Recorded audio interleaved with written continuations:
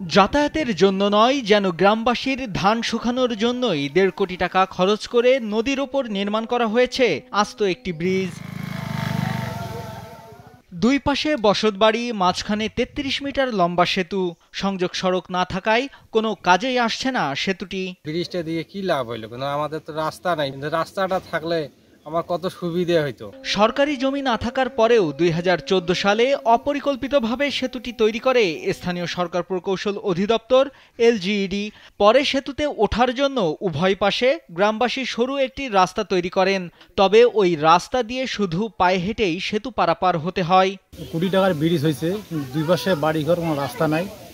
রাস্তা হলে আমাদের খুব ভালো হয়, রাস্তা আমরা চাই। গ্রামে কেউ অসুস্থ হলে রোগীকে ধরাধরি করে সেতু পার করে অটো কিংবা ভ্যানে হাসপাতালে নিতে হয়। স্যান্ডেলিনা সো, রূপচর্চায় আভিজাত্য।